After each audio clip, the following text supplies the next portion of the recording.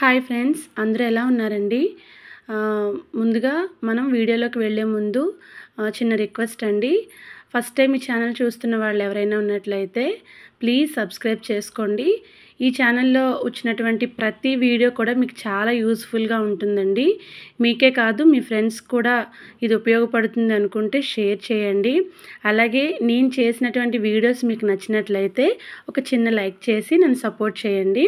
అయితే ఈ వీడియోలోకి వెళ్ళినట్లయితే ఈ వీడియోలో ఏంటంటే మా పాపకి హెయిర్ గ్రోత్కి సంబంధించినటువంటి ఒక రెమెడీ అనేది నేను ఇందులో తయారు చేస్తున్నాను. పాప హెయిర్ అనేది చాలా లాంగ్గా అలాగే థిక్గా ఉంటుంది. దానికి నేను ఎలాంటి జాగ్రత్తలు తీసుకుంటున్నాను అనేది నేను ఫుల్ వీడియోలో చేస్తానని చెప్పాను కదా. సో ఇప్పుడు ఇక్కడ మా పాప హెయిర్ చూడండి ఎంత లాంగ్గా థిక్గా ఉందో.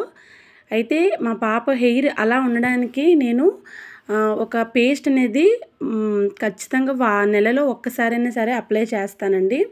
ఎందుకంటే మనకి పిల్లలు స్కూల్కి వెళ్ళిపోతారు కాబట్టి సండే టైంలో అంటే నెలలో 1-2 సార్లు మనం ఈ పేస్ట్ అనేది అప్లై చేసుకుంటే హెయిర్ అనేది చాలా లాంగ్గా అలాగే థిక్గా కూడా ఉంటుంది.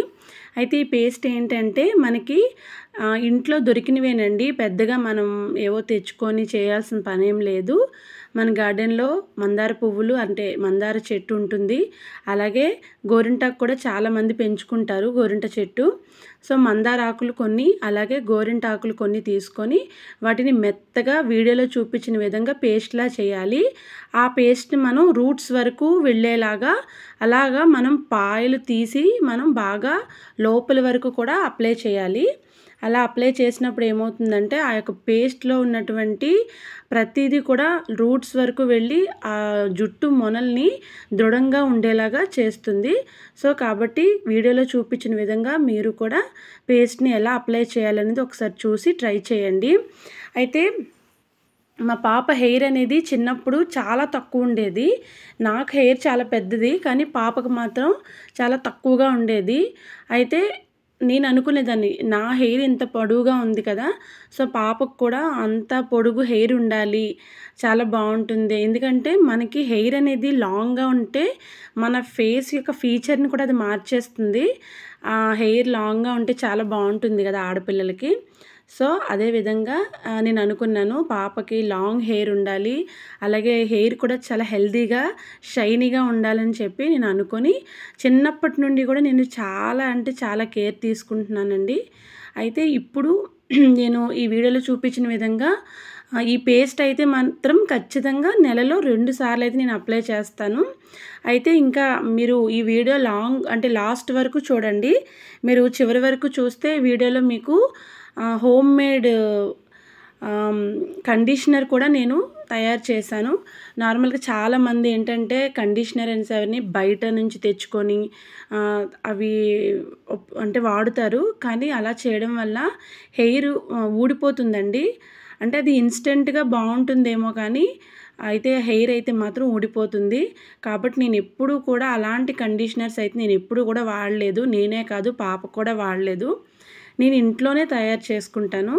సో అది మీరు చివరి వరకు చూస్తే ఎలాంటి కండిషనర్ అప్లై చేశాను, అది ఎలా తయారు చేశాను అనేది కూడా మీకు నేను వీడియోలో చూపిస్తాను. ఇప్పుడు మొత్తం హెయిర్ అంతటికి కూడా పేస్ట్ బాగా అప్లై చేసేసి ఇలా ఒక ముడి పెట్టుకోవాలండి. ఎలా పడితే అలా కాకుండా ఇలాగ ఒక నీట్గా మనం ఒక పద్ధతిగా అనేది ఆ పేస్ట్ అప్లై చేసుకోవాలి. దీన్ని మనం ఒక 40 మినిట్స్ దాకా ఆరనివ్వాలి బాగా. ఎందుకంటే ఇది ఇన్స్టెంట్ పౌడర్ కాదు కదా, మనం న్యాచురల్గా ఉన్నటువంటి ఆకుల్ని మనం మిక్సీ చేసి అప్లై చేసాం కాబట్టి ఇది ఆరడానికైతే మనకు కొంచెం టైం పడుతుంది. సో మనం ఒక 40 మినిట్స్ అయితే దీన్ని ఇలాగా ఉంచి బాగా ఆరనివ్వాలి. ఇక్కడైతే కండిషనర్ అయితే నేను తయారు చేస్తున్నానండి. మనం అంటే హెయిర్ అది అప్లై చేసేసిన తర్వాత స్నానం చేసేసిన తర్వాత ఇది కండిషనర్ అయితే మాత్రం మనం అప్లై చేయాలి. అప్పుడు హెయిర్ చాలా అంటే చాలా షైనీగా అనిపిస్తుంది మీకు. అయితే ఈ కండిషనర్ ఎలా తయారు చేశానంటే ఒక 3 బనానాస్ అండి, బాగా పండినవి. అంటే ఇంకా మనం తినము అంటే ఇలా ఉంటే పిల్లలు తినరు, అలాగే మనకు కూడా ఇష్టపడదు కదా. సో అలాంటి 3 బనానాస్ అయితే మనం తీసుకోవాలి.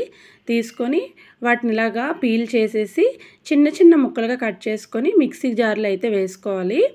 తర్వాత పెరుగు చూడండి, ఒక 2-3 స్పూన్స్, ఎక్కువ కూడా అవసరం లేదు. 2-3 స్పూన్స్ పెరుగు వేసుకోవాలి. అలాగే మన ఇంట్లో ఉన్నటువంటి కోకోనట్ ఆయిల్ కూడా మనం ఒక 2-3 స్పూన్స్ అయితే వేసుకుంటే సరిపోతుంది. పెద్ద స్పూన్ అయితే ఒక స్పూన్ అయితే సరిపోతుంది. ఇలా మనం మిక్సీ జార్లో వేసుకొని మెత్తగా పేస్ట్లా చేసుకోవాలండి. చాలా మెత్తని పేస్ట్లా చేసుకోవాలి. ఆ చేసుకున్న పేస్ట్ని ఏంటంటే మనం స్నానం అయిపోయిన తర్వాత ఎప్పుడు కూడా ఆయిల్ హెయిర్తో పెట్టకండి. దయచేసి ఈ విషయం మాత్రం మీరు గమనించండి. ఎప్పుడూ కూడా ఆయిల్ హెయిర్తో మనం కండిషనర్ అప్లై చేసుకోకూడదు. మనం స్నానం చేసిన తర్వాత హెయిర్ అనేది కొంచెం ఆరాలి. ఆరిన తర్వాత అంటే కొంచెం వెట్గా ఉన్నా పర్వాలేదు, కానీ ఎప్పుడైనా సరే మనం స్నానం చేసిన తర్వాత ఇది అప్లై చేసుకోవాలి. ఇది బాగా అప్లై చేసి అంటే మనం మొత్తం హెయిర్ అంతా స్టార్టింగ్ నుంచి ఎండింగ్ పాయింట్ వరకు కూడా మనం ఆ కండిషనర్ అనేది అప్లై చేసుకోవాలి. అప్లై చేసిన తర్వాత మనం ఒక 15 మినిట్స్ అలా ఉంచితే సరిపోతుంది. ఆ తర్వాత మనం హెడ్ బాత్ చేసేసుకోవాలి.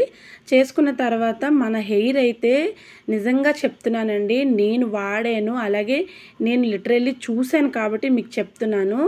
ఎంత షైనింగ్గా ఉంటుందంటే మా పాప హెయిర్ వీడియోలో చూడండి ఎంత షైనింగ్గా ఉందో, అలాగే ఎంత ఒత్తుగా లాంగ్గా కూడా ఉందో చూడండి.